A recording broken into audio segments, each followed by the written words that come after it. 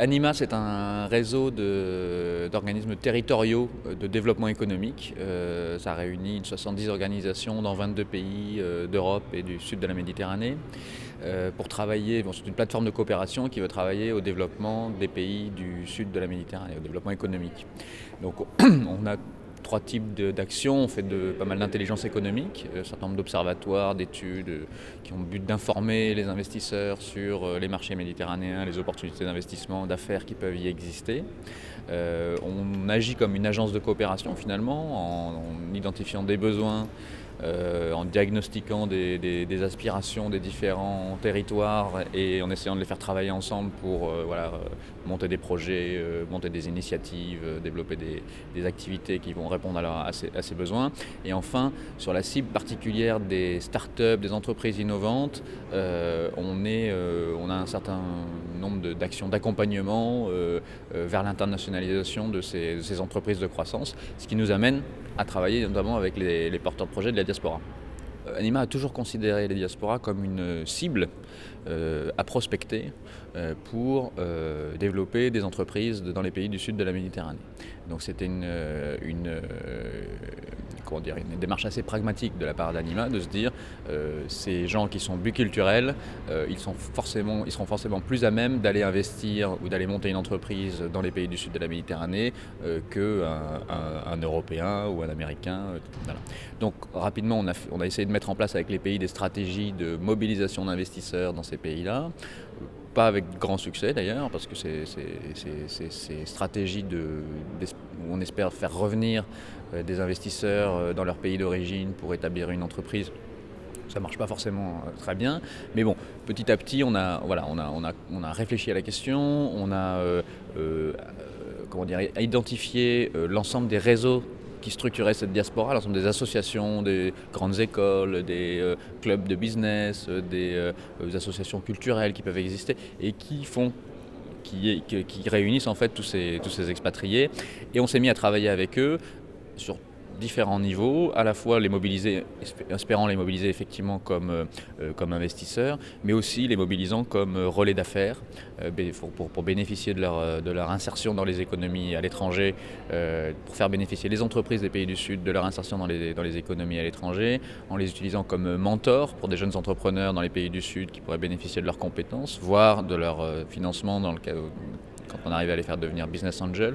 Et donc on déploie depuis 1 an et demi à peine, je dirais, un certain nombre d'actions au Maghreb, plutôt en direction de l'entrepreneuriat, avec des partenaires comme l'agence Assim, et au sud de la Méditerranée, au Mashrek, en Jordanie, Liban, Palestine, des actions plus tournées vers les relais d'affaires. Donc on essaie de trouver au sein de la diaspora des projets d'affaires qui viendraient développer les marchés au sud de la Méditerranée. On les mobilise comme mentors pour animer des masterclass pour les entrepreneurs.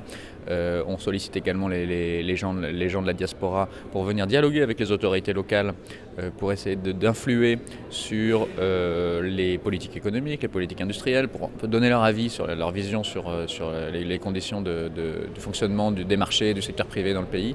Voilà. Donc on essaie de les mobiliser un peu à tous les niveaux dans lesquels ils peuvent l'être et surtout d'accompagner les territoires, les pays du Sud, à développer des stratégies et à développer une communication active, proactive vers ces populations-là. Parce que je crois que l'important c'est ça, c'est pas tellement d'espérer un retour immédiat sur investissement d'une stratégie sur les diasporas, mais c'est de garder le lien, de garder un flux de communication, de promotion, d'information vers ces populations-là, qui de toute façon sont intéressées par ce flux. Donc on n'est pas en train de faire du spamming, ces gens-là sont intéressés par avoir des nouvelles de leur pays et sont à l'écoute des opportunités qu'on peut leur proposer. Les propositions concrètes qu'on fait, c'est organiser des business tours pour les entrepreneurs de la diaspora, où on leur organise des missions en Palestine, au Liban, en Jordanie. C'est concrètement les mettre en relation avec des décideurs locaux, des managers de parcs industriels, des managers de centres de recherche. Voilà. Donc on est beaucoup basé sur le relationnel et la mise en relation de ces diasporas avec les pays d'origine. Bon, aujourd'hui c'est ce qu'on fait à un niveau donc qui reste modeste, qui reste pas très structurant dans la limite, c'est établir des réseaux. Mais en même temps, cette diaspora, elle est difficilement adressable par une politique très monolithique et très centralisée, encore plus à un niveau multi-pays, parce qu'elle-même, elle est parcellaire. Elle n'est pas forcément très structurée entre elles, elle ne se connaît pas toujours, elle n'a pas tellement envie d'être surveillée et d'être embarquée dans des politiques publiques, surtout quand elle a du talent et quand il s'agit d'hommes d'affaires de talent. Ils ont plutôt une défiance vis-à-vis du secteur public dans les pays du Sud. Et donc, il faut plutôt les emmener dans du réseautage et dans du dialogue, de leur donner un réseau de contacts dans les pays du Sud et les laisser faire leur choix quant à leur stratégie. Mais enfin, s'il y a une autre proposition, un autre positionnement qui tient à cœur d'Anima, c'est qu'on reconnaisse dans les pays européens le rôle et l'apport de ces populations biculturelles dans les possibles gains de compétitivité qu'on peut gagner en Europe. Ces populations-là qui sont bien insérées chez nous, mais qui en même temps ont des réseaux, une culture qui peut nous aider à accéder à ces pays émergents qui sont au sud de la Méditerranée, qui font des points de croissance, enfin des croissances de l'ordre de 3 à 6%. Ces gens-là, il faut qu'on reconnaisse cette valeur-là, il faut qu'on reconnaisse leur rôle et leur utilité.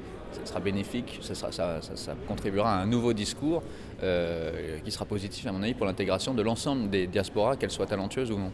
Sur ce sujet des diasporas, on démarre un projet important qui s'appelle Medgénération sur la Palestine, le Liban et la Jordanie, qui va dérouler tout un tas d'actions que j'ai un peu évoquées. Et un des premiers rendez-vous, c'est une réunion de haut niveau qu'on organise avec l'Assemblée parlementaire de Méditerranée les 24 et 25 juin 2014 à Marseille, à la ville de la Méditerranée, et dans lequel effectivement on discutera, on essaiera de commencer à discuter un peu en profondeur de ces questions, de ces leviers à relever pour faciliter l'implication des diasporas, que ce soit en tant que réseau d'affaires, que ce soit en tant qu'investisseurs, parce que l'argent des migrants aille de plus en plus vers l'investissement, mais aussi que les pays du Nord et du Sud se mettent à discuter d'un nouveau regard à porter sur ces populations-là qui sont un pont entre nos deux rives de la Méditerranée.